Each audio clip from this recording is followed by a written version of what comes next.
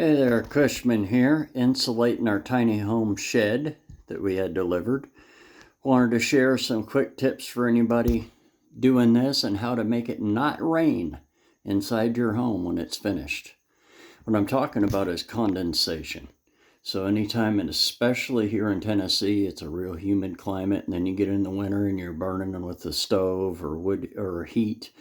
And obviously we've all seen in a glass of or a can of soda on the outside, it just sweats times a million when you're dealing with this kind of square footage, right? So they do make a product and it's called Durovent. And I'll bring a couple sheets here. You can buy it at Lowe's, that's where I picked this up at. But it is, at this point in 25, it is 30 bucks for 10 pieces of it. Here's one that we cut to fit.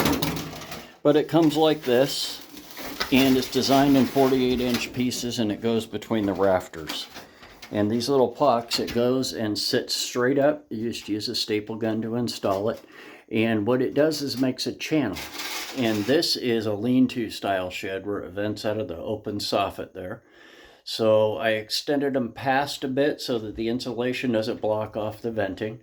And obviously we've got to cut a scrap piece, one of our tails that are left over, we're going to put up and block that off. But I kind of left it so you could see. Now, you don't have to vapor barrier here against the OSB. But being this is a shed home and they're built like they're built, that's OSB, not CDX or plywood sheeting, right?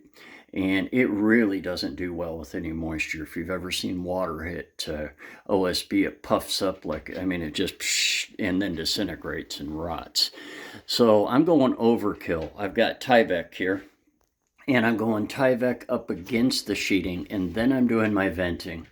And actually, this insulation that we're using on the ceiling, off of a commercial job that I'm working right now, it's been a blessing to be able to work. This is some really, really, really nice R19 with a really nice vapor barrier on it already installed. So we're going to have insulation and then the vapor barrier right there. So we're going to have 2 layers of vapor barrier. You can hear our kitty talking. Say hi, Arthur. Yeah, there he is. That's our Lynx Point Siamese. And of course we have Athena supervising. Isn't that right? But this is pretty much how you do it if you don't want it to have a condensation issue. So I'm going Tyvek up against the OSB. I'm putting in my rafter vents.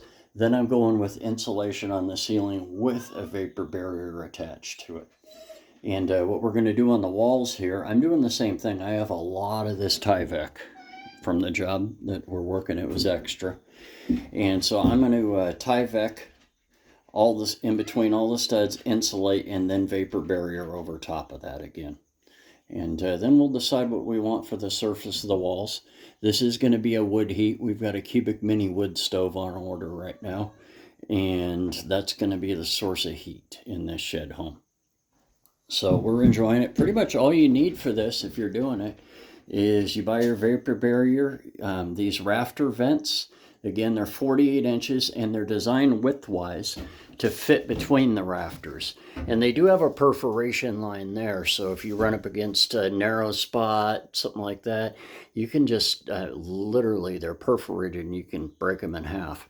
They are styrofoam, so it's real easy to just staple. So all we're pretty much using here is just a regular handy dandy hand staple gun. And Lowe's sells it. I believe Home Depot sells the Durovent, and that is the brand tag if you're looking at it. And they come in 10 packs. And it's a great way to vent. And obviously one of the tips is run it past where your insulation is going to go so the end of your insulation doesn't block it off. And then outside in the soffit that's up here, we're going to drill 2-inch holes and plug them. They make some ready-made wire round plugs. We're just going to take a hole saw on the drill and drill that out for venting out of there, and that should be adequate.